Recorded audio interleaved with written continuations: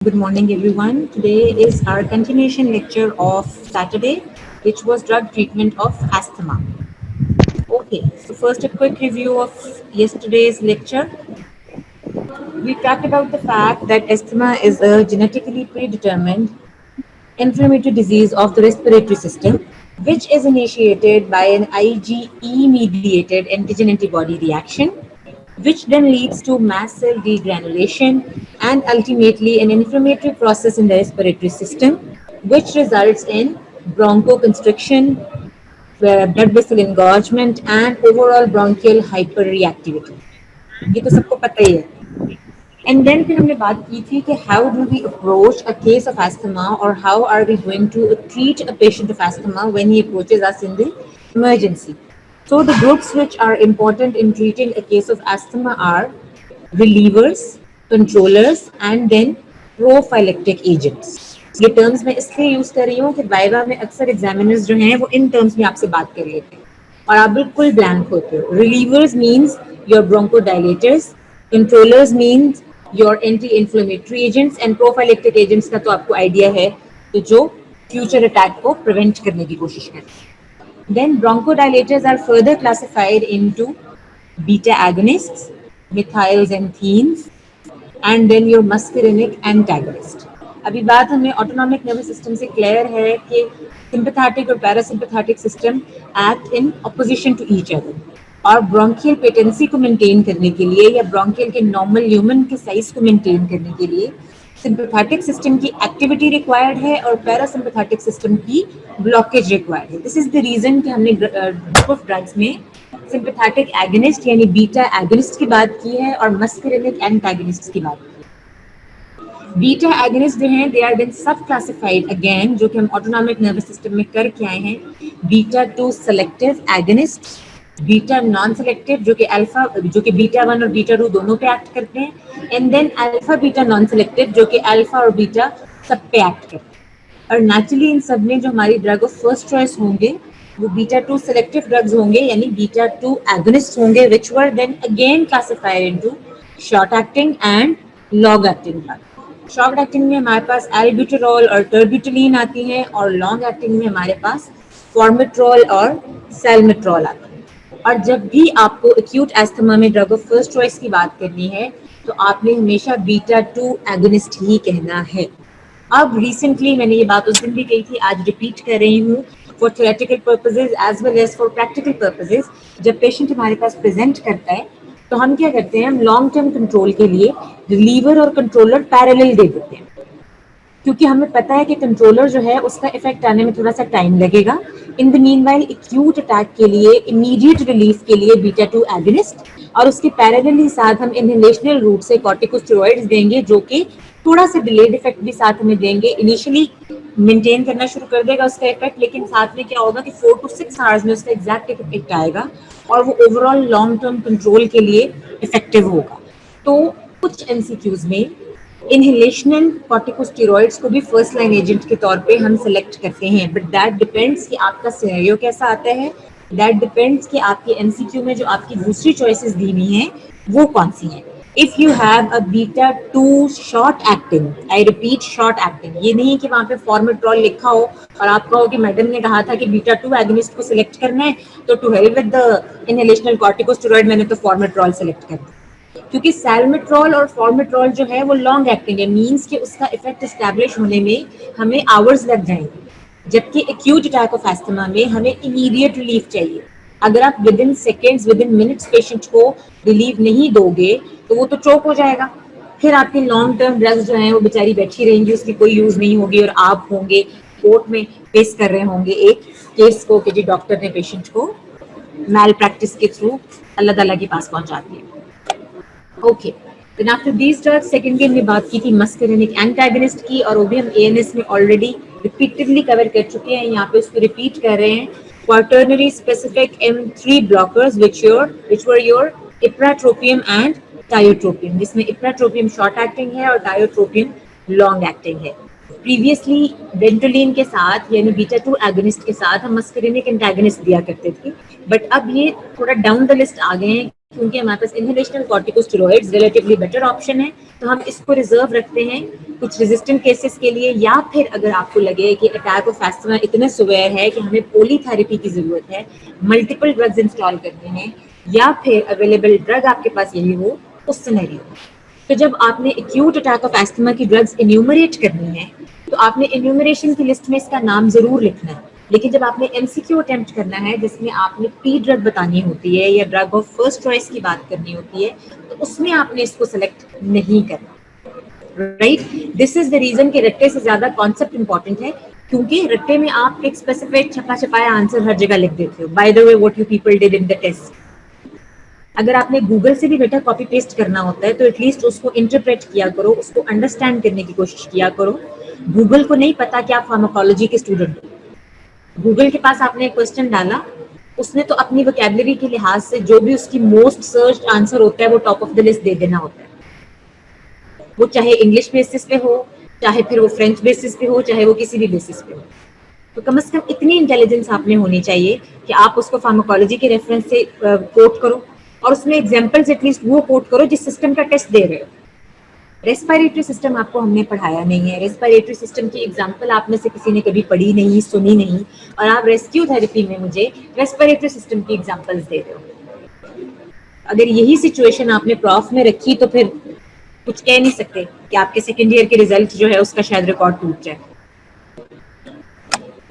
Then muscarinic antagonist के बाद जो थर्ड ग्रुप ऑफ ब्रोंकोडायलेटर्स की हम बात कर रहे थे, दोज वर योर मिथाइलजेंथीन्स। एंड मिथाइलजेंथीन्स में हमने कहा था नेचुरल सोर्सेज से कैफीन, थियोफाइलिन एंड थियोब्रोमीन है, और जिसमें क्लिनिकली रेलेवेंट, अब अगेन एमसीक्यू में क्या होगा कि आपको ये सारी चॉइसेस दी होंगी और उसमें साथ अमाइनोफाइलिन भी दी होगी। ठीक है कि theophylline, caffeine, theobromine, they are all methylxanthines, लेकिन they are not used as such. उस दिन किसी ने क्वेश्चन पॉप किया था कि जी कॉफी पीने से ब्रोंकोडायलेटेशन हो जाएगी, तो ऐसा नहीं होता। नेचुरल एजेंट से फर्दर फिर आपको अपनी रिस्पेक्टिव ड्रग जो है वो सिंथेसाइज करनी होती है। तो थियोफाइलिन का जो सिंथेटिक कंपोनेंट है अमाइनोफाइलिन की फॉर्म में, that is the drug which is used for the treatment of asthma. तो आपने उस सारी सिलेक्शन में अमाइनोफाइलिन को सिलेक्ट करना है। अगर थियोफाइलिन और अमाइनोफाइलिन दोनों भी आपके एमसीक्यूज में दी होंगी तो आपकी ड्रग ऑफ चॉइस अमाइनोफाइलिन ही होगी। Mechanism of action of methylxanthines में हमने कहा था, क्योंकि methylxanthines are a relatively newer topic for you people, क्योंकि हम इसको पहले कहीं पे भी डिस्कस नहीं किया, तो let's just get a quick review of methylxanthines. Okay, so methylxanthines were phosphodiesterase inhibitors, and I talked about the fact that phosphodiesterase enzyme is responsible for metabolism of cyclic AMP, which means that phosphodiesterase enzyme decreases cyclic AMP. अब आपके respiratory system के smooth muscle cells में cyclic AMP was responsible for smooth muscle relaxation. इसलिए अगर cyclic AMP जो है, जी बिल्कुल आप सही कह रहे हो, फॉस्फोडाइस्ट्रेज इनहिबिटर है। अब हमने क्या करना है कि हमने फॉस्फोडाइस्ट्रेज एंजाइम को इनहिबिट कर देना है, because we want that cyclic AMP levels should be increased. Increased cyclic AMP level is going to result in smooth muscle relaxation. Once again, beta 2 receptor work with GS protein, और GS protein यहाँ पे एडेनिलाइल साइक्लेज की help से cyclic AMP के level को increase करती है, और साइक्लिक AMP स्मूथ मसल्स के अंदर कंट्रैक्शन की बजाय डायलेशन कॉज करती है, रिलैक्सेशन कॉज करती है।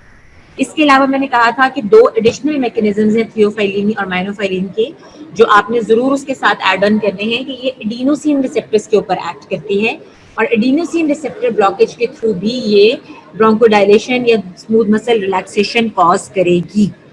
और इसका एक थर्ड इफेक्ट है जो कि जेनेटिक लेवल पे आता है, जो कि हिस्टोन डी एसिटाइलेशन है। हिस्टोन प्रोटीन डी एसिटाइलेशन की वजह से क्या होगा कि जो आपके इन्फ्लेमेटरी मीडिएटर्स हैं, जब मैं आपको भी स्टीरॉइड्स पढ़ाऊंगी तो आपको एग्जैक्टली आइडिया होगा कि ये हिस्टोन प्रोटीन्स कहाँ पे हैं और इनकी एसिटाइलेशन और डी एसिटाइलेशन से क्या होता है। यहाँ पे आपने सिर्फ ये याद रखना है कि माइनोफाइलिन जो है या जो आपके मिथाइलजेंथीन्स हैं, ये हिस्टोन डी एसिटाइलेशन कॉज करते हैं। थैंकफुली आपकी कैड्सन रिव्यू के लेटेस्ट जो एडिशन है उसके अंदर ये सारे मैकेनिज्म ऐड हुए हैं। All you have to do is read thoroughly. अगर अब आप कैड्सन रिव्यू का भी टेबल पढ़ोगे तो उसमें शायद आपको ये चीज मेंशन नहीं मिले, लेकिन थ्योरी में ये सारे पॉइंट्स मेंशन है। जब हिस्टोन डी एसिटाइलेशन हो जाएगी तो आपके इन्फ्लेमेटरी मीडिएटर्स, जो आपके साइटोकाइंस हैं, जो आपके इंटरल्यूकिन्स हैं, उनकी सिंथेसिस या उनकी वर्किंग जो है वो डिक्रीज हो जाएगी। तो ओवरऑल जो आपका इन्फ्लेमेटरी प्रोसेस है वो हॉल्ट हो जाता है या इनहिबिट हो जाता है। ये 3 बेसिक मैकेनिज्म्स हैं जिनसे एक्ट करते हैं आपके methylxanthines. And then we talked about the organ system effects, जिसमें हमने सबसे ज्यादा हाईलाइट किया था ये फैक्ट कि सीएनएस अलर्टनेस कॉज करता है, जीआईटी में गैस्ट्रिक एसिड की सिक्रीशन ज्यादा हो जाती है, और आपके जेनिटल यूरिनरी सिस्टम में या आपकी किडनीज के अंदर जीएफआर इंक्रीज करके डाययूरेसिस कॉज करती है, specifically theophylline. And then lastly, the fact that methylxanthines have a very narrow therapeutic window. Once again, methylxanthines के भी बीटा 2 agonist के साथ combinations available हैं जो previously first line therapy के तौर पे यूज होते रहे, but now again अब ये मेरा ख्याल है कोई 100 दफा ये बात रिपीट हो गई है कि फर्स्ट लाइन एजेंट्स में बीटा 2 एगोनिस्ट और इनहेलेशनल कॉर्टिकोस्टेरॉइड्स, और ये सारी ड्रग्स जो हैं ये डाउन द लिस्ट चली जाती हैं। Then for a short MCQ या फिर शॉर्ट नोट ड्रग रोफ्लुमिलास्ट, ये आपकी बुक में सिर्फ एक छोटी सी लाइन में दी हुई है लिकाजिन रिव्यू में, और बिग कैजिन में इसके छोटा सा पैराग्राफ है, तो you should be able to tell that roflumilast is a specified phosphodiesterase type 4 inhibitor. Methylxanthines की जब हम जनरली बात कर रहे थे तो वो जनरली फॉस्फोडाइएस्ट्रेज को इनहिबिट करती हैं, वो स्पेसिफाई नहीं करती कि किस सब टाइप की हम बात कर रहे हैं। यहाँ पे हम, और फॉस्फोडाइएस्ट्रेज अगर आपको याद हो तो हम सीवीएस में भी करके आए थे, ब्लड वेसल्स में भी हम उसकी बात कर रहे थे, एंजाइना में भी हमने फॉस्फोडाइएस्ट्रेज इनहिबिटर्स की बात की थी, टीसीएफ के अंदर भी हमने फॉस्फोडाइएस्ट्रेज इनहिबिटर्स की बात की थी, मिलरिनॉन और इनएमरिनॉन जो ड्रग्स थी हमारी, बट वो उन स्पेसिफाइड एरियाज में थी। तो फॉस्फोडाइएस्ट्रेज 4 enzyme is specific for inhibition of cytokine release, and cytokine release is the basis of your inflammatory process. यानी अगर हम चाहें तो रोफ्लुमिलास्ट की हेल्प से ओवरऑल इन्फ्लेमेशन को डिक्रीज कर सकते हैं। It is going to help in decreasing the immune cell migration as well as its activation. However, roflumilast is not very effective in the treatment of asthma. क्योंकि asthma में inflammation को counter करने के लिए हमारे पास बहुत अच्छे और डाउन द लिस्ट एजेंट्स मौजूद हैं। एस्थमा में हमारा फर्स्ट कंसर्न होता है ब्रोंकोडायलिटेशन, और मिथाइलजेंथीन्स की ब्रोंकोडायलिटेशन तो फिर रिलेटिवली बेटर है। रोफ्लुमिलास्ट जो है वो सिर्फ इन्फ्लेमेशन वाले पोर्शन पे एक्ट कर रहे हैं, वो डायरेक्टली साइक्लिक एएमपी को इंक्रीज नहीं करवा रहा, वो डायरेक्टली ब्रोंकोडायलिटेशन कॉज नहीं कर रहा। This is the reason that roflumilast is effective in COPD. ठीक है, जब ये एस्थमा के लिए इतना रिलेटिव नहीं है, ये क्रॉनिक ऑब्स्ट्रक्टिव पल्मोनरी डिजीज में ज्यादा इफेक्टिव है। Then another group of obsolete drugs, but जब तक ये ऑब्सोलीट ड्रग्स आपके बुक्स के अंदर मौजूद रहेंगी, थ्योरेटिकली आपको उस पर क्वेश्चन आता रहेगा। लेकिन क्या होता है कि एग्जामिनर्स जब सेंसिबली पेपर बना रहे होते हैं तो जो क्लिनिकली एक्टिव ड्रग्स होती हैं उनके ऊपर ज्यादा फोकस किया जाता है, और जो हमारी ऑब्सोलीट ड्रग्स हैं या तो वो एमसीक्यूज के लिए रह जाती हैं या फिर उनके एडवर्स इफेक्ट्स पे हम फोकस कर रहे होते हैं। Now these drugs are called your mast cell stabilisers, या फिर कुछ बुक्स में इनको रिलीज इनहिबिटर्स भी कहते हैं। And this has no role in acute attack of asthma, बल्कि लॉन्ग टर्म कंट्रोल में भी इसका कोई बहुत ज्यादा रोल नहीं है। These are rather your prophylactic agents. क्योंकि अगर आपको सैटरडे वाला लेक्चर याद हो तो एस्थमा के पैथोजेनेसिस में हमने बात की थी कि antigen antibody reaction is going to lead to mast cell degranulation. Mast cell degranulation से फिर हिस्टामिन और ल्यूकोट्राइन्स जो हैं वो सीक्रेट आउट होंगी, और वो फिर आगे सारा पैथोजेनेसिस को लेके चलेंगी आफ्टर योर ब्रोंकोकंस्ट्रिक्शन। विच मीन्स कि अगर हम मास्ट सेल को स्टेबलाइज कर दें या मास्ट सेल को रिलीज इनहिबिशन कॉज कर दें तो ये सारा प्रोसेस जो है ये इनहिबिट हो जाएगा, विच मीन्स कि एस्थमा नहीं होगा। तो इसका मतलब है कि ये ड्रग जो है ये प्रोफाइलेक्सिस के लिए इफेक्टिव है। Once your asthma has occurred, once the process has been triggered, उस वक्त अगर आप मास्ट सेल को स्टेबलाइज करते हो तो उसका कोई फायदा नहीं होगा, क्योंकि पैथोजेनेसिस तो इनिशिएट हो गया है। हिस्टामिन और ल्यूकोट्राइन्स तो ऑलरेडी ब्लड स्ट्रीम में आ गई हैं, वो तो ऑलरेडी आपके ब्रोंकोकंस्ट्रिक्शन और इन्फ्लेमेशन के प्रोसेस को इनिशिएट कर चुकी है। तो उस स्टेज पे मास्ट सेल को स्टेबलाइज करना is almost useless. So mast cell stabiliser are just your prophylactic agents. Mechanism of action exactly books में नहीं लिखा कि वो मास्ट सेल को स्टेबलाइज कैसे करते हैं। सम बुक से क्योंकि हाइपोथेसिस है कि वो क्लोराइड चैनल्स के ऊपर एक्ट करते हैं, बट आपके लिए इतना ही काफी है कि वो क्या कर रहे हैं, मास्ट सेल की मेम्ब्रेन को इनहिबिट कर रहे हैं और डीग्रेनुलेशन को प्रिवेंट कर रहे हैं। However For the sake of theory, alteration in the function of delayed chloride channel in the cell membrane of mast cells, thus inhibiting the cellular activation. अगर mast cell activation नहीं होगी तो naturally mast cell degranulation नहीं होगी. Drugs के नाम हमने पता है cromolyn and nedocromil. Cromolyn sodium salt की फॉर्म में आते हैं. They are your insoluble salts which are poorly absorbed from the gastrointestinal tract. इसलिए they are used via inhalational route in a powdered form. और मैंने आपसे कहा था ये एमडीआई फॉर्म में होती हैं, मीटर्ड डोज इनहेलर्स में लेते हैं. Needocromil has a very low bioavailability and is only available in your metered dose aerosol form. 2 to 4 puffs. आपने डोजेज याद रखने की जरूरत नहीं है. रूट ऑफ एडमिनिस्ट्रेशन इंपॉर्टेंट है. अगर आप कहोगे कि नीडोक्रोमिल की 2 गोलियां खा ली हैं पेशेंट्स ने तो you will be absolutely wrong, because इसकी कोई जीआईटी एब्जॉर्प्शन नहीं है. ये सिर्फ मीटर्ड डोज इनहेलर्स के फॉर्म में दिया जाता है. लोग इसको हम कहेंगे कंप्रेस्ड इनहेलेशनल रूट के थ्रू इसको हम दे रहे हैं. क्लिनिकल यूजेस, और मैंने ऊपर ब्रैकेट में मेंशन की है वही बात जो मैं भी आपको ऑलरेडी बता चुकी हूँ कि prophylactic uses, exercise induced asthma, aspirin induced asthma, occupational asthma and silicosis जो कि एक एलर्जिक रिएक्शन है जिसमें आपके एल्वेओलाई की इन्फ्लेमेशन हो जाती है. And finally your allergic rhinoconjunctivitis. इसको बोल्ड में लिखने का पर्पस ये है कि आपके एमसीक्यूज में, क्योंकि अब क्लिनिकली सिर्फ आपके मैस्ट सेल स्टेबलाइजर एलर्जिक राइनोकंजक्टिवाइटिस में यूज होते हैं. एलर्जिक राइनाइटिस भी आप कह सकते हो. तो पेशेंट्स को एलर्जिक रिएक्शन होता है सीजन होता है जिसमें राइनाइटिस होगा या इन्फ्लेमेशन. उसको प्रिवेंट करने के लिए आप एलर्जिक सीजन में दे सकते हो ड्रग्स को. एस्थमा में उसका ऑलमोस्ट कोई रोल नहीं है. ये कुछ स्पेसिफिकली एक जेनेटिकली प्रीडिटर्मिन्ड लॉन्ग टर्म एस्थमा नहीं है, बल्कि किसी एक जो अब आपका जो प्रॉपर एस्थमा होता है उसका स्टिमुलस कुछ भी हो सकता है. वो इतना स्वेयर होता है कि आपको कोई भी स्टिमुलस, यानी अगर आप एक पेशेंट एस्थमेटिक है तो उसका कोई एक स्पेसिफिक पोल नहीं है. ये जिन एस्थमास को मैंने यहाँ लिस्ट डाउन किया, these are rather more like pollen allergies, जो स्पेसिफिक सीजनल एलर्जीज होती हैं जिसमें हर बंदे का, हर पेशेंट का एलर्जन अलग है. अगर एक पेशेंट को एक स्पेसिफिक फॉर्म ऑफ एलर्जन से एलर्जी है तो जरूरी नहीं है कि वो किसी और एलर्जन से भी वो रिएक्शन इनिशिएट हो.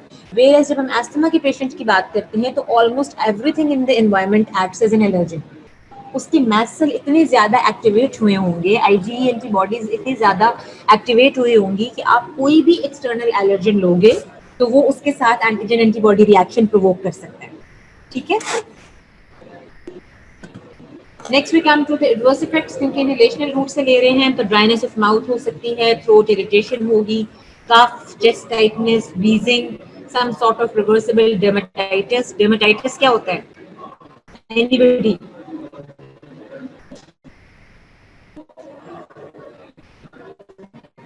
I need an answer. Yes, skin infection से ज्यादा बेटा आप कहोगे स्किन इन्फ्लेमेशन. आप ज्यादा वोकैबुलरी पे फोकस किया करो. Whenever you talk about the fact itis, तो आइटिस मीन्स आपने इन्फ्लेमेशन की बात की है. And then myositis, myo means muscle, तो नेचुरली मसल इन्फ्लेमेशन की बात हो रही है. एंड देन गैस्ट्रोएंटेराइटिस मतलब GIT tract inflammation which results in your vomiting and diarrhoea. And then comes another group of drug which was your prophylactic agent primarily, which are your leukotriene inhibitors. मैंने वहाँ पे aspirin induced asthma पे बात नहीं की क्योंकि मैं वो leukotriene inhibitors की हेडिंग के अंदर आपको properly explain कर सकूंगी with the help of a flow chart. Leukotriene inhibitors were sub-classified into 2 subtypes, जिसमें आपके lipoxygenase inhibitors अलग हैं और leukotriene receptor blockers अलग हैं. Lipoxygenase inhibitors are responsible for inhibiting 5-lipoxygenase enzyme, which is the synthetic enzyme for your leukotrienes. So, lipoxygenase inhibitors are going to lead to inhibition of synthesis of leukotrienes. अब फिर वही बात आ जाती है कि अगर एस्थमा प्रोवोक हो चुका है, अगर पेशेंट एस्थमा के अटैक में है, इसका मतलब है उसकी ल्यूकोट्राइन्स ऑलरेडी सिंथेसाइज हो चुकी है. दिस इज द रीजन कि एक्यूट अटैक ऑफ एस्थमा में आपके ल्यूकोट्राइन इनहिबिटर्स का कोई रोल नहीं है. They are almost exclusively reserved for your prophylactic purposes, right? In second part इसका आता है हमारा ल्यूकोट्राइन रिसेप्टर ब्लॉकर्स, यानी अगर आपके ल्यूकोट्राइन तो बन चुके हैं, सिंथेसिस हम नहीं ब्लॉक कर सके, तो हम उसके अल्टीमेट रिसेप्टर या उसके टारगेट साइट्स को ब्लॉक करें, जिसमें हम LTD4 और E4 के टारगेट रिसेप्टर्स को ब्लॉक करते हैं. And these drugs are called zafirlukast and montelukast. Montelukast आप में से लोग और मॉन्टेका के नाम से सीजनल एलर्जीज में प्रोफाइलेक्टिक ड्रग के तौर पे यूज होती है. और कुछ केसेस में मैंने कहा था कि ये रिलीवर्स, कंट्रोलर्स और प्रोफाइलेक्टिक एजेंट्स की जो लाइंस हैं या जो डिमार्केशन है वो बहुत ब्लर है. बहुत सी ड्रग्स हैं जो मोर देन वन कैटेगरी में फॉल करती है. तो ल्यूकोट्राइन इनहिबिटर्स के ल्यूकोट्राइन रिसेप्टर ब्लॉकर्स जो हैं ये प्रोफाइलेक्टिक एजेंट्स में भी काउंट होते हैं. यस, मॉन्टिगेट में भी यही है, बिल्कुल सही कह रहे हो आप.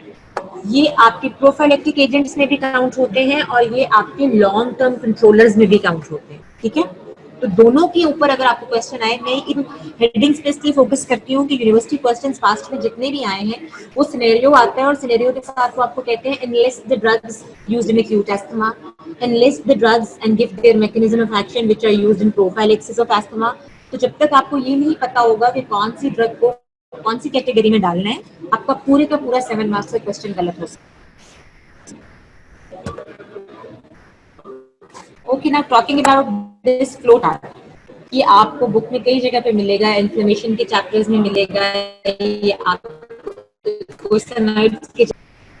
व्हाट हैपेंस इज कि जब आपको एक्सटर्नल स्टिमुलस आता है, एराकिडोनिक एसिड स्टिमुलेटेड, और वहां से फिर आगे फर्दर जो है फॉस्फोलाइपेज A2 की हेल्प से ये सारा प्रोसेस इनिशिएट हो रहा है और फिर वो आगे ल्यूकोट्राइन A4 बनाता है और वो दो पाथवेज में फिर एराकिडोनिक एसिड के जो दो पाथवेज हैं उनको आपको एंड योर लिपोक्सिजेनेस पाथवे. जब हमने एनसेड्स पढ़ा था तो हमने साइक्लोऑक्सीजिनेस पाथवे पे फोकस किया था. एराकिडोनिक एसिड इन दोनों पाथवेज में एक्ट करती है. जो लिपोक्सिजेनेस पाथवे है वो ल्यूकोट्राइन सिंथेसिस की बात करता है. ठीक है ना, मेम्ब्रेन लिपिड्स से फॉस्फोलाइपेज A2 की हेल्प से एसिड बनेगा. Arachidonic acid is synthesis of leukotriene A, which ultimately leads to the synthesis of leukotriene B, C, D and E. फिर as जो cyclooxygenase pathway है दो सब टाइप्स हैं, cyclooxygenase 1 एंड cyclooxygenase 2. इसमें आपको पता है कि cyclooxygenase 2 जो है वो स्पेसिफाइड है इन्फ्लेमेटरी सेल के लिए, जबकि cyclooxygenase 1 जो है वो जो है नॉर्मल होम्योस्टेसिस में भी कर रहा होता है और आपकी प्लेटलेट्स के अंदर भी एक्ट कर रहा होता है. वो आगे रिजल्टेंटली बनाता है प्रोस्टाग्लैंडिन्स को और थ्रोम्बोक्सिन्स को. अब ये जो प्राइमरी स्टेप है टॉप वाला, इसके ऊपर आपको ब्लॉक करते हुए अगर आप इस स्क्रीन पे देख रहे होगे तो कॉर्टिकोस्टेरॉइड्स. कॉर्टिकोस्टेरॉइड्स क्या करते हैं, वो बिल्कुल इस प्रिमिटिव स्टेप को ब्लॉक कर देते हैं. जबकि अगर आप इसके साइक्लोऑक्सीजिनेस पाथवे को इग्नोर करिए, लिपोक्सिजेनेस पाथवे को देखो, तो इसके ऊपर एक्ट कर रहे होते हैं आपके लिपोक्सिजेनेस या ल्यूकोट्राइन एंटागोनिस्ट. अगर हम इस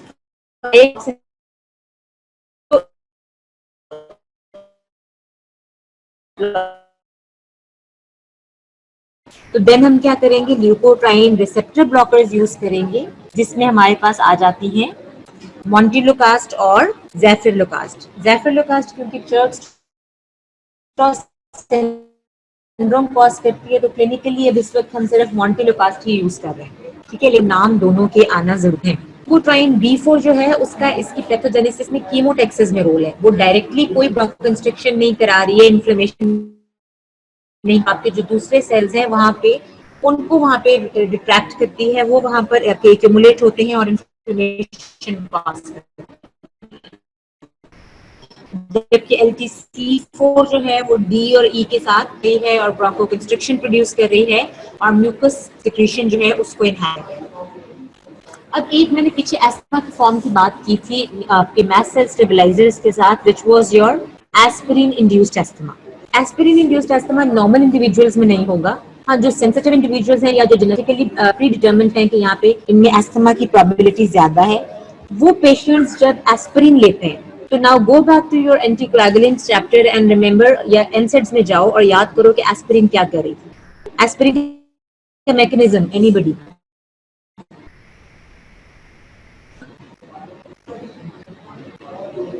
Answers. I need answers. Not only cyclooxygenase 2 but yes, generally cyclooxygenase inhibitors 1 को भी करेगी, 2 को भी इनहिबिट करेगी. तो अगर आपका cyclooxygenase पाथवे ब्लॉक हो जाता है, इस फिगर को देखो, ये वाला पाथवे एस्पिरिन ने ब्लॉक कर दिया. Now all of your arachidonic acid is going to your lipoxygenase pathway. यानी अगर आपके पास पहले 100 मॉलिक्यूल्स थे एराकिडोनिक एसिड के और उनमें से 50 जो थे वो लिपोक्सिजेनेस पाथवे में जा रहे थे और 50 जो थे वो साइक्लोऑक्सीजनेस पाथवे में जा रहे थे, व्हिच मींस कि आपके एस्थमा की जो पैथोजेनेसिस है उसमें सिर्फ 50 मॉलिक्यूल्स रोल प्ले कर रहे थे. तो जैसे ही आपने एस्पिरिन ली उस पेशेंट में, तो उसका साइक्लोऑक्सीजनेस पाथवे ब्लॉक हो गया. जब साइक्लोऑक्सीजनेस पाथवे ब्लॉक हो जाएगा तो वो सारे 100 की 100 मॉलिक्यूल्स एराकिडोनिक एसिड के लिपोक्सिजेनेस पाथवे की तरफ कन्वर्ट हो जाएंगे. और अगर पेशेंट में नॉर्मली एस्थमा नहीं भी हो रहा था तो उस पेशेंट में एस्थमा का अटैक जो है वो प्रोवोक हो सकता है. इस टाइप ऑफ एस्थमा को हम कहते हैं एस्पिरिन इंड्यूस्ड एस्थमा. ठीक है. तो ल्यूकोट्राइन इनहिबिटर्स जो हैं वो स्पेसिफाइड है आपकी treatment of aspirin induced asthma. वैसे मैंने कहा कि ये सिर्फ प्रोफाइलेक्सिस के लिए इफेक्टिव है, लेकिन एस्पिरिन इंड्यूस्ड एस्थमा इस तरह का एस्थमा है. ठीक है, ऐसा नहीं है कि हम एस्पिरिन इंड्यूस्ड एस्थमा में बाकी एंटी एस्थमेटिक्स नहीं दे सकते, लेकिन एस्पिरिन इंड्यूस्ड एस्थमा के केस में कि बीटा 2 एगोनिस्ट या जो आपकी बाकी की ड्रग्स हैं वो सिर्फ सिम्प्टोमेटिक मैनेजमेंट प्रोड्यूस करेंगी. जब तक आप हाँ, you are right. Why doesn't it happen in everyone?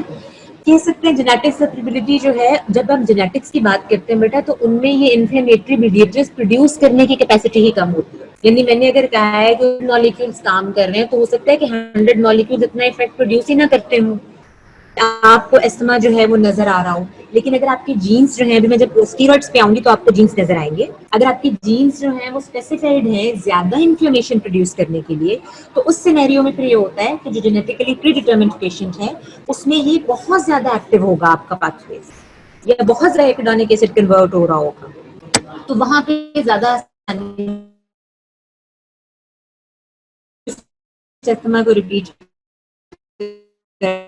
Fine. Cell antigen antibody reaction हुआ, मैस्ट सेल के अंदर आपके ल्यूकोट्राइन्स बने हुए थे, वो ल्यूकोट्राइन सिक्रीट हुए और उनकी वजह से आपकी ब्रोंकोकंस्ट्रिक्शन, इन्फ्लेमेशन, एलर्जी, म्यूकस प्रोडक्शन, ये सब कुछ हुआ और एस्थमा हो गया. ये हो गया एक नॉर्मल एस्थमा हो रहा है पेशेंट में. कभी कभी इसमें एंटीजन एंटीबॉडी रिएक्शन की बजाय एस्पिरिन एस्थमा को ट्रिगर कर देती है. एस्पिरिन क्या करती है कि जो आपके सेल के अंदर एराकिडोनिक एसिड हाफ लिपोक्सिजेनेस पाथवे में जा रहा था और बाकी का हाफ साइक्लोऑक्सीजनेस पाथवे में जा रहा था, यानी आपका हाफ एराकिडोनिक एसिड जो है वो ल्यूकोट्राइन्स बना रहा था और बाकी का हाफ एराकिडोनिक एसिड जो है वो प्रोस्टाग्लैंडिन्स बना रहा था.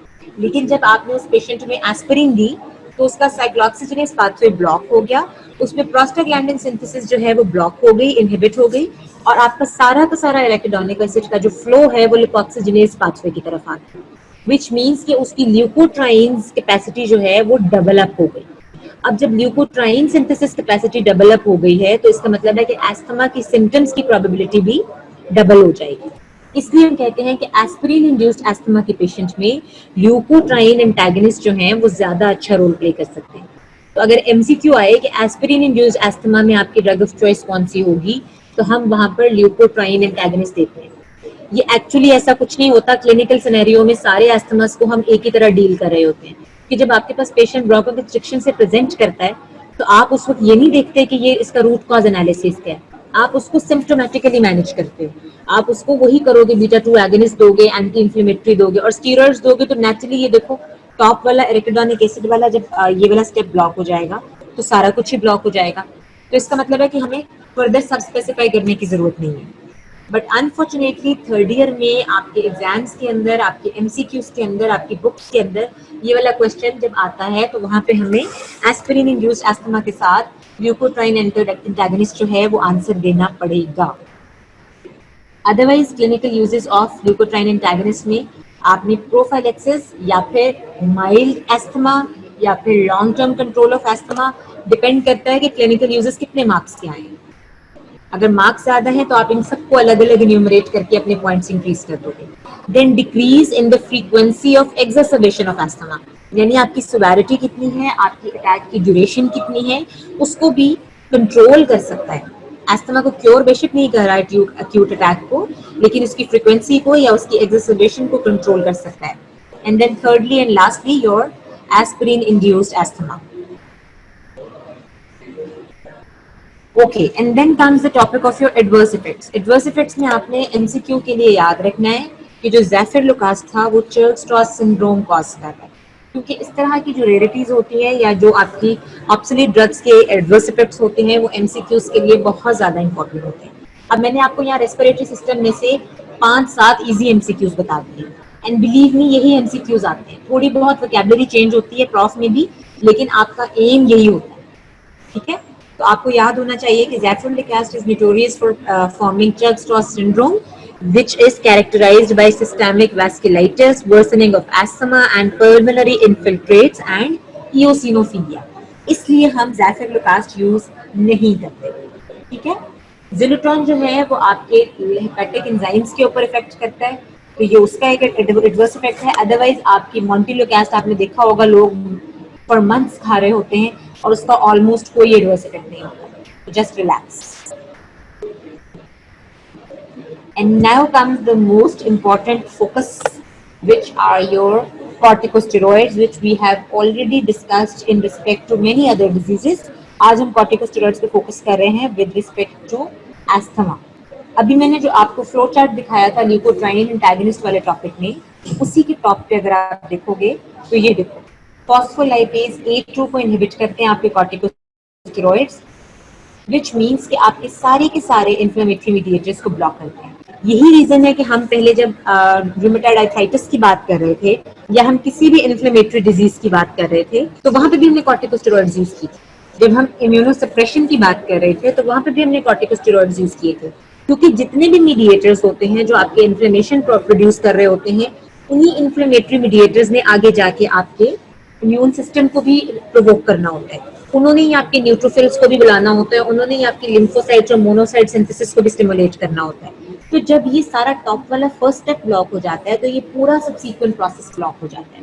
इसका मतलब है कि कॉर्टिकोस्टेरॉइड्स का एरा ऑफ इफेक्ट जो है वो बहुत ज्यादा है, वो एक वास्ट एरिया के ऊपर एक्ट करता है, और यही रीजन है कि वो बहुत ज्यादा डिजीजेस में क्लिनिकली भी यूज हो रहा है. Mechanism of action exactly includes inhibition of production of inflammatory cytokines and chemokines, inhibition of accumulation of basophils, eosinophils and other leukocytes, and overall decrease in bronchial hyperactivity. Right? आपने steroids के mechanism of action को elaborately explain करना है. कुछ बच्चे क्या करते हैं, वो सिर्फ मैकेनिज्म में लिख देते हैं कि फॉस्फोलाइपेज A2 को ब्लॉक करता है. ठीक है, फाइन करता है, एमसीक्यू के लिए बहुत अच्छी बात है, बट सो व्हाट. जब आपको एस्थमा के सिनेरियो में मैकेनिज्म पूछा है तो वी एक्सपेक्ट कि आप एग्जैक्टली बताओगे कि वो एस्थमा को कैसे रिलीज करता है. तो आप स्टार्ट करोगे कि ये फॉस्फोलाइपेज A2 को इनहिबिट करता है. उसके बाद आप कहोगे resulting in inhibition of production of inflammatory cytokines, accumulation of basophils and bronchial hyperreactivity, which results in. अब ये सब काम जब होंगे तो अल्टीमेटली क्या रिजल्ट होगा? Contraction of engorged vessels, potentiation of beta agonist action and inhibition of airway infiltration by inflammatory cells. जब आपके इन्फ्लेमेटरी साइटोकाइंस या कीमोकाइंस नहीं आएंगे तो ओवरऑल वहां पे इन्फ्लेमेशन नहीं होगी. जब आपके प्रोस्टाग्लैंडिन सिक्रीट नहीं होंगे तो वेसल एनगॉजमेंट या डायलेशन या लीकेज नहीं होगी. तो इसका मतलब है आपकी वेसल एनगॉज होंगी. और एक स्पेसिफिक एक्शन है कॉर्टिकोस्टेरॉइड्स का जिसको हम कहते हैं परमिसिव एक्शन. जब आप एंडोक्राइनोलॉजी में कॉर्टिकोस्टेरॉइड्स पढ़ोगे तो वहां पर आपको परमिसिव एक्शन ऑफ कॉर्टिकोस्टेरॉइड्स की बात की जाएगी. परमिसिव एक्शन इज एक्चुअली जहां पे डायरेक्ट रिसेप्टर इन्वॉल्वमेंट नहीं होती, जहां पे हमें डायरेक्टली आइडिया नहीं होता कि ये ड्रग किस मैकेनिज्म के थ्रू एक्ट कर रही है, but the presence of one drug promotes the action of another drug. तो permissive action of corticosteroid means कि कॉर्टिकोस्टेरॉइड की प्रेजेंस में आपके सिम्पैथोमाइमेटिक्स का एक्शन प्रमोट हो जाता है, यानी आपके बीटा एगोनिस्ट जो हैं उनका एक्शन जो है वो इम्प्रूव हो जाता है. यही वजह है कि इनको हम फर्स्ट लाइन एजेंट्स के साथ दे रहे होते हैं कि अगर हम बीटा 2 एगोनिस्ट दे रहे हैं और साथ में स्टीरॉइड्स दे रहे हैं तो स्टीरॉइड सिर्फ अपना एक्शन प्रोड्यूस नहीं कर रहे बल्कि वो बीटा 2 एगोनिस्ट के एक्शन को भी प्रमोट कर रहे हैं. वो परमिट कर रहे हैं आपके नेचुरली सर्कुलेटिंग कैटेकोलामीन्स को कि वो भी आपके ब्रोंकियल सेल्स के ऊपर ब्रोंकोकंस्ट्रिक्शन जो है उसको प्रिवेंट करें या ब्रोंकोडायलेटेशन कॉज करें. This is called permissive action of your corticosteroids. Kinetics के अंदर हम ज्यादा डेप्थ में नहीं जाते, सिर्फ हमें रूट ऑफ एडमिनिस्ट्रेशन को याद रखना है। तो मैंने 3 टाइप के स्टेरॉइड्स क्लासिफाई किए थे, ओरल, आईवी और इनहेलेशनल। ओरल और आईवी स्टेरॉइड्स जो है वो रिजर्व है बहुत सिवियर कॉम्प्लिकेटेड केसेस में, अदरवाइज हम इनहेलेशनल कॉर्टिकोस्टेरॉइड से ही काम चला लेते हैं। और इनहेलेशनल कॉर्टिकोस्टेरॉइड्स के नाम याद होना बहुत जरूरी है, बेक्लोमिथासोन, फ्लूटिकासोन, साइक्लोसिनाइड, डिजोनाइड, ये सब नाम आपको आने चाहिए। क्योंकि लास्ट ईयर के पेपर में हमारे साथ प्रॉब्लम ये हुई थी कि सिनेरियो सारा था, लेकिन उन्होंने बहुत रेयर ड्रग्स जो थी वो बता दी, पूछी हुई थी। स्टूडेंट्स का कंप्लेंट ये था कि जी हमें क्वेश्चन तो आता था, लेकिन हम जब आंसर्स देते थे तो वो सारी ड्रग्स बहुत अननोन होती थी। यानी अगर वो आपको स्टीरॉइड पे क्वेश्चन देंगे, इनहेलेशनल स्टीरॉइड्स के ऑप्शंस में वो आपके लिए बेक्लोमिथासोन नहीं लिखेंगे क्योंकि वो रिलेटिवली कॉमन है, वो मोमिटासोन भी नहीं लिखेंगे, वो फ्लूटिकासोन भी नहीं लिखेंगे, बल्कि वो वहाँ पे साइक्लोसिनॉइड लिख देंगे। तो इसका मतलब है कि आपने सारी ड्रग्स के नाम याद करने हैं। अब सारी बुक की 1000 ड्रग्स के नाम तो याद नहीं हो सकते, लेकिन जिन ड्रग्स पे हम फोकस कर रहे हैं उन ड्रग्स पे एटलीस्ट आप जरूर ध्यान रखो, ठीक है। तो 4 puffs 2 times a day of gleclomethasone जो है वो इक्विवेलेंट है 10 to 15 milligram of oral prednisolone. So now you see that why we do not use oral drugs, क्योंकि ओरल ड्रग्स के सिस्टमिक एडवर्स इफेक्ट्स ज्यादा होते हैं, जबकि जो आपकी इनहेलेशनल ड्रग्स हैं वो ऑलमोस्ट उतना ही इफेक्ट क्लिनिकली प्रोड्यूस कर देती हैं with relatively less probability of your adverse effects. Clinical uses में अगेन एस्थमा, उसके reduce symptoms of asthma, improving the pulmonary function, reduces or eliminates the need for oral agents, and in contrast to beta stimulant agents and theophylline, chronic use of inhalational corticosteroids reduces bronchial reactivity. Beta agonist के साथ क्या हो रहा था बेटा कि वो receptor down regulation हो जाती है, या अगर आप इनहिबिटर्स दोगे तो रिसेप्टर अप रेगुलेशन हो जाती है, जिसकी वजह से लॉन्ग टर्म में क्या होता है कि ब्रोंकल हाइपर रिएक्टिविटी होती है। एक बार आपने अस्थमा जो है वो ठीक कर दिया, पेशेंट घर गया तो उसके जो ब्रोंकाई है वो हाइपर एक्टिव हुए हैं, अब की बार जब एलर्जन आएगा तो वो पहले से भी ज्यादा स्ट्रांगली रिटेलिएट करेंगे, यही receptor up regulation down regulation की वजह से। लेकिन कॉर्टिकोस्टेरॉइड्स के केस में ऐसा कुछ नहीं होता, बल्कि वो तो आपकी ब्रोंकियल रिएक्टिविटी को लोअर डाउन कर देते हैं। This is the figure I was talking about earlier, जहाँ पे मैंने जेनेटिक मैकेनिज्म की बात की थी। स्टीरॉइड सिर्फ फॉस्फोलाइपेज A2 पे एक्ट नहीं कर रहे होते, बल्कि जब आपको मैंने इम्यून सप्रेशन पढ़ाई थी तो मैंने कहा था कि ये जेनेटिक लेवल पे एक्ट करते हैं और जेनेटिकली आपके इन्फ्लेमेटरी सेल की प्रोडक्शन को इनहिबिट कर रहे होते हैं। Now see this diagram here, corticosteroid जो है वो जाके ग्लूकोकॉर्टिकॉइड रिसेप्टर के साथ अटैच होगा, न्यूक्लियस के अंदर जाएगा और ये ट्रांसक्रिप्शन ट्रांसलेशन के लेवल पे जाके ये जेनेटिक एसिटाइलेशन होती है नॉर्मल सिनेरियो में, जीन ट्रांसक्रिप्शन में, और वो जीन ट्रांसक्रिप्शन जो है जब ट्रांसलेट होगी तो वो ये इन्फ्लेमेटरी साइटोकाइंस जो है इनकी सिंथेसिस कॉज करे। ये है नॉर्मल प्रोसेस। नॉर्मल इन्फ्लेमेशन भी ऐसे ही होती है कि जब आपका इन्फ्लेमेशन का स्टिमुलस आता है तो वो ये सारे प्रोसेस के थ्रू इसी जीन पे जाके एक्ट करेगा, इसी प्रोटीन की एसिटाइलेशन होगी, जीन ट्रांसक्रिप्शन होगी और आपके ये इन्फ्लेमेटरी साइटोकाइंस प्रोड्यूस होना शुरू हो जाएंगे या इन्फ्लेमेटरी सेल्स प्रोड्यूस होना शुरू हो जाएंगे। स्टीरॉइड्स जनाब क्या करते हैं कि वो अपने रिसेप्टर के ऊपर एक्ट करेंगे, अंदर न्यूक्लियस में जाएंगे और वो इसी जीन ट्रांसक्रिप्शन को प्रिवेंट करेंगे, वो जेनेटिक डी एसिटाइलेशन कॉज करेंगे। इसी डी एसिटाइलेशन की बात मैंने मिथाइल ज़ेनथीन्स में की थी कि जब हिस्टोन डी एसिटाइलेशन हो जाती है तो इसका मतलब है कि इन्फ्लेमेटरी मीडिएटर्स का सिंथेसिस इनहिबिट हो जाता है, राइट। और यही काम आपके स्टेरॉइड्स कर रहे हैं कि वो एसिटाइलेशन के प्रोसेस को ब्लॉक कर रहे हैं, या हम कह सकते हैं कि वो अल्टीमेटली डी एसिटाइलेशन कॉज कर रहे हैं जेनेटिक लेवल पे। इसका मतलब है कि आपके इन्फ्लेमेटरी साइटोकाइंस या इन्फ्लेमेटरी मीडिएटर सेल्स जो हैं उनकी सिंथेसिस यहाँ पर नहीं हो रही।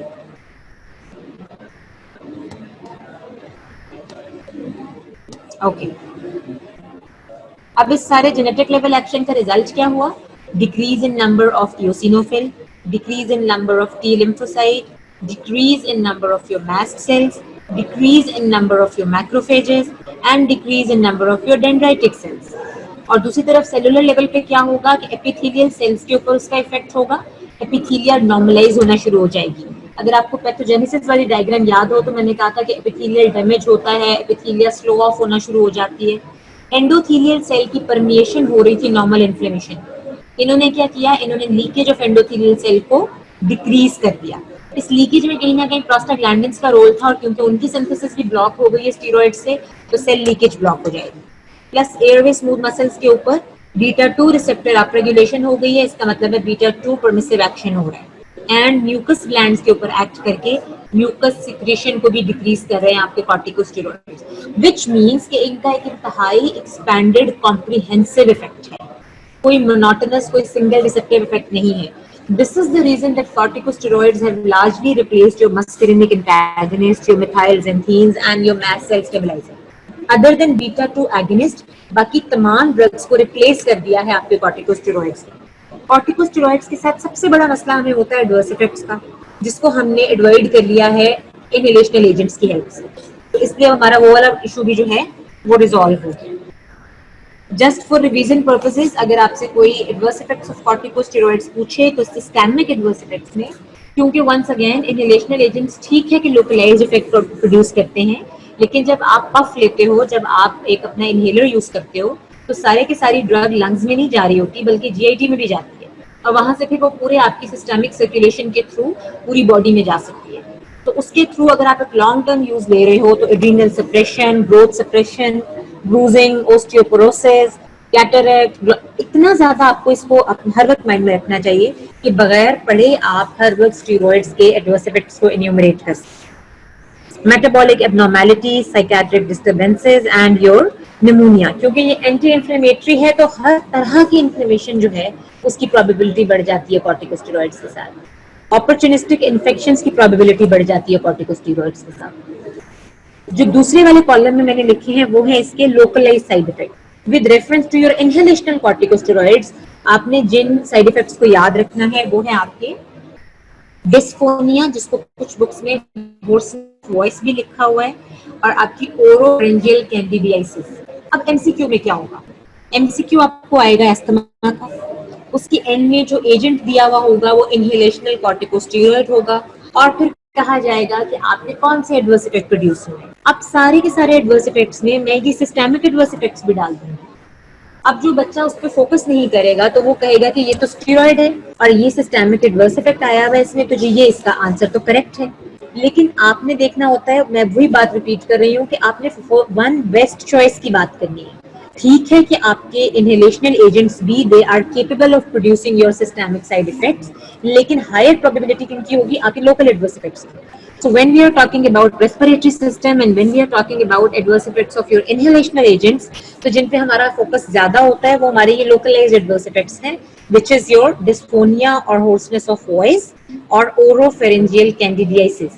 आपके oropharynx एरिया के अंदर फंगल इन्फेक्शन होना शुरू हो जाएगी क्योंकि आपके लोकलाइज्ड इन्फ्लेमेटरी या इम्यूनिटी मीडिएटर्स जो हैं वो ब्लॉक हो गए हैं स्टेरॉइड्स की वजह से। Important point for the sake of MCQs, ये आपकी बुक में लिखा हुआ है, साइक्लोसिनाइड which is one of your inhalational corticosteroids, it has the least probability of your localized adverse effects as well, और इसके systemic adverse effects भी सबसे कम है। इसकी रीजन ये है कि साइक्लोसिनाइड एक इस तरह की ड्रग है जो स्पेसिफिकली ब्रोंकियल इस्ट्रेजेस की हेल्प से एक्टिवेट होती है, यानी जब तक ये ब्रोंकाई में नहीं जाएगी तब तक ये एक्टिवेट नहीं होगी। यही रीजन है कि साइक्लोसिनाइड के साथ आपके सिस्टेमिक एडवर्स इफेक्ट्स भी नहीं आ रहे, आपके ओरोफेरिंजियल एडवर्स इफेक्ट्स भी नहीं आ रहे। Unless and until the drug reaches the bronchi, इसका कोई इफेक्ट नहीं आ रहा। तो ये चीज आपने याद रखनी है क्योंकि इस तरह का छोटा सा पॉइंट जो है वो एमसीक्यूज के लिए इंपॉर्टेंट है। एंड देन कम्स ये शॉर्ट नोट जो आपकी मिनी कैट्सम तो बिल्कुल छोटे से आखिरी पैराग्राफ में दे रही है, इसको लास्ट पैराग्राफ समझ के इग्नोर नहीं करना। इसको मैंने इम्यूनोसप्रेशन में भी आपके साथ डिस्कस किया था। anti-IgE monoclonal antibody, this is another prophylactic agent। सारा प्रोसेस शुरू हुआ था IgE एंटीबॉडी की वजह से, उसकी प्रोडक्शन जेनेटिकली प्रीडिटरमिन्ड थी। IgE एंटीबॉडी जाके मास्ट सेल पे लग गई, आपका एलर्जन IgE एंटीबॉडी के साथ ही रिएक्ट करता है और उसके बाद फिर डीग्रेनुलेशन से अस्थमा होता है। अगर हम अपनी IgE एंटीबॉडी को ही ब्लॉक कर दें with the help of your anti-IgE monoclonal antibody, तो फिर आपका एलर्जन IgE एंटीबॉडी के साथ एक्ट नहीं कर सकेगा, और जब एंटीजन एंटीबॉडी रिएक्शन नहीं होगा तो ओवरऑल अस्थमा नहीं होगा। And the drug here is omalizumab. Omalizumab is an anti-IgE monoclonal antibody which inhibits the binding of IgE to the mast cells. but it does not activate IgE already bound to the mast cells and thus does not provoke mast cell degranulation. ओमेलिजुमैब का ज्यादा action होता है circulating IgE antibody के ऊपर. जो आपकी IgE antibody mast cell के ऊपर लगी होती है उसको ये एक्टिवेट नहीं करता. अगर ये उसको जाके एक्टिवेट करेगा तो एज एन एलर्जन रिकग्नाइज हो जाएगा और एज एन एलर्जन रिकग्नाइज होने की वजह से फिर मास्ट सेल डिग्रेनुलेशन होना शुरू हो जाएगी. तो इसका ज्यादा अटैच जरूर होता है ये उस IgE एंटीबॉडी के साथ जो मास्ट सेल पे लगी हुई है, लेकिन उसको एक्टिवेट नहीं करता. सर्कुलेटिंग एंटी IgE है ये. सर्कुलेटिंग IgE एंटीबॉडी को ब्लॉक कर देगा, विच मीन्स कि IgE एंटीबॉडी मास्ट सेल के साथ अटैच ही नहीं हो सकेगी. It may also inhibit synthesis of IgE antibody by B lymphocyte. You all know that B lymphocytes were responsible for the synthesis of your antibodies. तो ये synthesis को भी prevent कर रहा होता है. Administration of 10 weeks of IgE antibody lowers its level and significantly reduces the magnitude of the early and late bronchospastic responses. However, IgE antibody is very, very expensive. Plus दूसरा problem क्या है कि ये पैरेंट्रली administer की जाती है. इसको हम पेशेंट को ये नहीं कह सकते कि अपने एरोसोल में डालो और इनहेल कर लो और जब एस्थमा होने लगे तो आप 2 पफ ले लेना. तो इसका मतलब है कि आपको स्पेशलाइज्ड एनवायरनमेंट चाहिए, आपको हॉस्पिटल चाहिए, स्पेशलाइज्ड इंडिविजुअल चाहिए इसको एडमिनिस्टर करने के लिए. Asthma is a walking disease. हम हर वक्त तो उसको हॉस्पिटलाइज नहीं रख सकते. And ओमेलिजुमैब is a prophylactic agent. तो और प्रोफाइलेक्सिस के लिए बहुत रेयर है कि पेशेंट आपके पास हॉस्पिटल में आएगा. Patients do not go to hospital unless and until कि वो बिल्कुल कोई और उनके पास रास्ता नहीं रहे. विच मीन्स कि इसका यूज क्लिनिकली बहुत कम हो रहा होता है. इन selected individuals with severe disease characterized by frequent exacerbations and high requirement of corticosteroids, उन केसेस में हम इनको देते हैं. वो इंडिविजुअल्स जिनके एस्थमा के अटैक्स बहुत सिवियर होते हैं, जिनको लो डोज ऑफ कॉर्टिकोस्टेरॉइड से इफेक्ट नहीं आता. अगर आप उनको हाई डोज देंगे तो नेचुरली स्टीरॉइड्स के एडवर्स इफेक्ट्स की प्रोबेबिलिटी बढ़ जाएगी. तो उन स्पेसिफाइड केसेस में हम यूज कर रहे होते हैं ओमेलिजुमैब को, अदरवाइज नहीं. अब हम करेंगे summarize. Acute attack of asthma की ट्रीटमेंट में हम बार बार ये बात कर चुके हैं. Beta agonist short acting, corticosteroid inhalational, aminophylline inhalational, rarely IV भी दे सकते हैं, लेकिन हमेशा कॉम्बिनेशन में. लॉन्ग टर्म कंट्रोल के ऊपर या फिर क्रॉनिक एस्थमा के केसेस में, या फिर आप कहते हो कि एस्थमा के पेशेंट को डिस्चार्ज किन ड्रग्स पे करना है, तो long acting beta agonist, again corticosteroids और ल्यूकोट्राइन इनहिबिटर्स. और फिर लास्टली जिन ड्रग्स की हम बात करते हैं वो प्रोफाइलेक्सिस की बात होगी. तो प्रोफाइलेक्सिस में specifically mast cell stabilisers, anti IgE antibody, leukotriene inhibitors और कॉर्टिकोस्टेरॉइड्स. ये जो आपके लॉन्ग टर्म कंट्रोल के ड्रग्स हैं, ये तीनों के तीनों प्रोफाइलेक्सिस में भी कंट्रोल ऐड होते हैं. ठीक है. यहाँ पे प्रोफाइलेक्सिस की हेडिंग में मैंने सिर्फ उन ड्रग्स के नाम लिखे हैं जो कि सिर्फ प्रोफाइलेक्सिस के लिए हैं, जिनका और कोई रोल नहीं है. लेकिन जो ड्रग लॉन्ग टर्म कंट्रोल के लिए हम दे रहे हैं, तो लॉन्ग टर्म कंट्रोल का एक आम लफ्जों में क्या मतलब है कि दोबारा ना हो अटैक. तो इसका मतलब है कि लॉन्ग टर्म कंट्रोल की ड्रग्स को हम प्रोफाइलेक्टिक एजेंट्स में भी क्लासिफाई कर सकते हैं. गोइंग टू दिस ट्रायड, ये ट्रायंगल भी कुछ बुक्स में प्रेजेंट है. How are you going to manage a persistent chronic asthma patient. नीचे से बेस से स्टार्ट करते हैं कि रिलीवर देना शुरू करेंगे, उसके बाद साथ साथ उसको इनहेलेशनल स्टेरॉइड की फॉर्म में प्रिवेंटर देंगे, और साथ लॉन्ग टर्म कंट्रोल के लिए थियोफाइलिन, ल्यूकोट्राइन और लॉन्ग एक्टिंग बीटा एगोनिस्ट देंगे. और जैसे जैसे सेवेरिटी ऑफ एस्थमा बढ़ती जा रही है, ये इस साइड पे देखो, राइट साइड पे एरो जा रहा है ऊपर सेवेरिटी का, जैसे जैसे सेवेरिटी ऑफ एस्थमा बढ़ती है वैसे वैसे हमारा रूट चेंज होता है. इसका मतलब है कि इनहेलेशनल एजेंट्स ऑफ स्टेरॉइड्स हमारे लिए सफिशिएंट नहीं है. तो उस केस में हम फिर अल्टीमेटली ओरल स्टेरॉइड्स पे आ जाते हैं, इंट्रावीनस या ओरल स्टेरॉइड्स पे, रेयर सिवियर एस्थमा के केसेस में. Now a couple of questions from your past. UHS में ऑलरेडी जो क्वेश्चंस आ चुके हैं, फॉर्म देखो क्वेश्चन की है. 25 years old girl is suffering from acute severe bronchial asthma. Enumerate 4 drugs that may be used in the treatment along with their route of administration. 4 number का सवाल आया था. अगर आपने इन्यूमरेशन में एक भी ड्रग गलत कर दी, आपने जिसे आप लोग करते हो कि पूरी इन्वेंट्री कर देते हो ऐसे क्वेश्चंस के अंदर, तो आपको मार्क्स नहीं मिलेंगे. ठीक है. तो ये आ गया आपका पहला question. Then was another question. A 25 years old girl is suffering from an acute attack of asthma. Which drugs may be useful for her treatment? Give their usefulness. उसी वाले सिनेरियो को उन्होंने थोड़ा सा मॉडिफाई कर दिया है, रूट ऑफ एडमिनिस्ट्रेशन की बजाय उसका मैकेनिज्म ऑफ एक्शन या सॉर्ट ऑफ रैशनल ने पूछ लिया। अब इस सिनेरियो में आपने स्मार्ट प्ले करना है और आपने one liner mechanism of action देना है, लेकिन वो वाला पोर्शन देना है जिसमें आपको सिम्टम रिलीव होता हुआ नजर आए। ये नहीं कि आप यूजफुलनेस में लिखोगे कि बीटा 2 एगोनिस्ट जो है stimulate beta receptor, muscarinic antagonist जो है ब्लॉक मस्करिनिक रिसेप्टर। आपने बताना है कि बीटा 2 एगोनिस्ट जो है वो बीटा रिसेप्टर की हेल्प से ब्रोंकोडायलेटेशन कॉज कर रहा है। कॉर्टिकोस्टेरॉइड जो है वो फॉस्फोलाइपेज A2 की हेल्प से जाके आपके इन्फ्लेमेटरी मीडिएटर्स को ब्लॉक कर रहा है और आपके इन्फ्लेमेशन को प्रिवेंट कर रहा है, and so on so fourth, जो भी ड्रग्स के आप नाम लिखते हो। Then another question. A mother brought her 10 years old child with complaint of severe breathlessness, wheezing and cough. She stated that the attack occurred in spring season and the case was diagnosed as bronchial asthma. Name the drugs used to terminate an attack of acute asthma. Acute asthma की 4 drugs के नाम लिखती है। Enlist the common adverse effect of inhaled steroids. इसका मतलब है कि आपने वो एड्रीनल सप्रेशन वाली सारी स्टोरी नहीं लिखनी यहाँ पे, यहाँ आपने सिर्फ उन 2 ड्रग्स इफेक्ट्स के नाम लिखने हैं, oropharyngeal candidiasis and hoarseness of voice. अगर आप वो 25 इफेक्ट्स लिख दोगे और ये 2 नहीं लिखोगे तो कोई क्रेडिट नहीं मिलेगा और आप बाहर आके कह रहे होगे मेरा पेपर बहुत अच्छा हुआ। And part C is, now this was a 7 marks question. Part C is what prophylactic therapy is advised before next seasonal attack. ठीक है, तो आप उसमें प्रोफाइलेक्टिव ड्रग्स के नाम तो लिख ही सकते हो, लेकिन अगर क्योंकि यहाँ थेरेपी की फॉर्म में पूछा है, इसका मतलब है कि हमने थेरेटिकल पर्पसेस नहीं पूछा बल्कि क्लिनिकल पर्पस पूछा है। तो आपने इसमें लॉन्ग एक्टिंग बीटा एगोनिस्ट की बात भी करनी है और आपने इसमें स्टीरॉइड्स की बात भी करनी है, इनहेलेशनल, ठीक है। और फिर साथ में आपने ल्यूकोट्राइन एंटागोनिस्ट, वो ल्यूकोट्राइन इनहिबिटर्स की बात कर सकते हो, मॉन्टिका की बात करोगे, या फिर क्योंकि क्लिनिकली यूज नहीं हो तो लिस्ट में आप ओमैलिजुमैब लिख सकते हैं। ये एक सॉर्ट ऑफ वेग क्वेश्चन है जो डिपेंड करता है कि आपका एग्जामिनर का माइंडसेट क्या है और वो उसको किस तरह से मार्क करता है, but such questions do come in exams.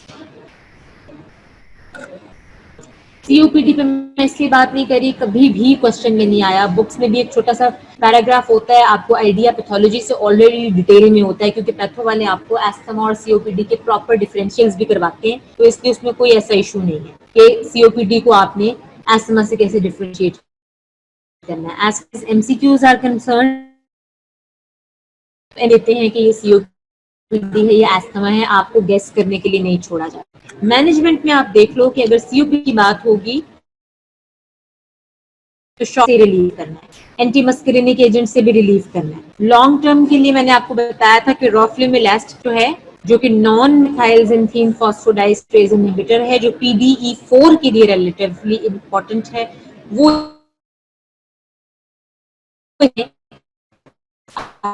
other drugs.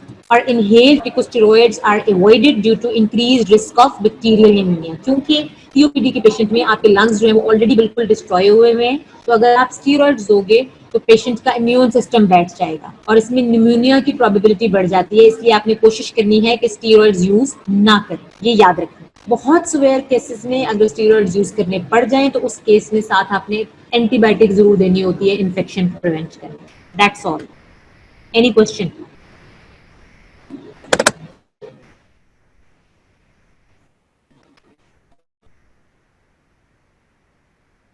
ये 6 MCQs और एक 7 मार्क्स का क्वेश्चन है जो एस्थमा और GIT शेयर करते हैं, तो यू नेवर नो, कभी कभी पूरा 7 मार्क्स क्वेश्चन एस्थमा से आ जाता है या कभी वो फिर उसका हाफ पार्ट GIT से देते हैं, हाफ पार्ट एस्थमा से देते हैं, तो don't ignore it. Plus asthma हमारे इर्द गिर्द हमारी कॉमन पॉपुलेशन में बहुत ज्यादा है, तो बीइंग ए जनरल फिजिशियन आपको एस्थमा की ट्रीटमेंट का आइडिया होना चाहिए, राइट? ओके जी, no questions, all set. Slide of management, this one, ये COPD की मैनेजमेंट है। Are you talking about asthma management or COPD management, Manu? Please specify.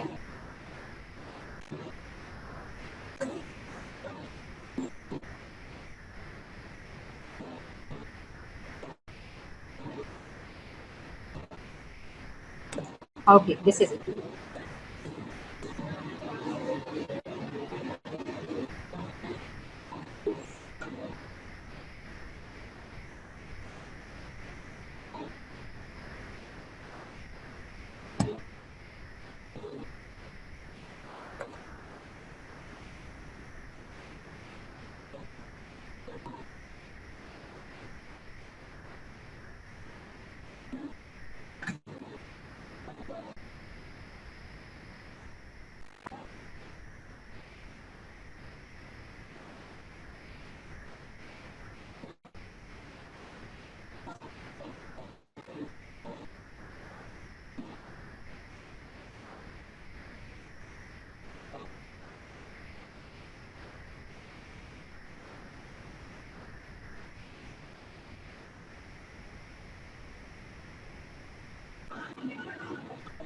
Okay, people, if there are no questions, then thank you very much and all the best. Now, I'll talk to you after Eid.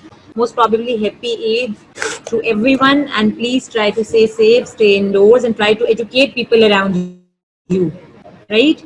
You are messengers of the doctor community at home. Try to educate people because situation is very serious and very complicated, contrary to whatever we are thinking right now. But still, you have to be very, very careful and vigilant. Thank you very much.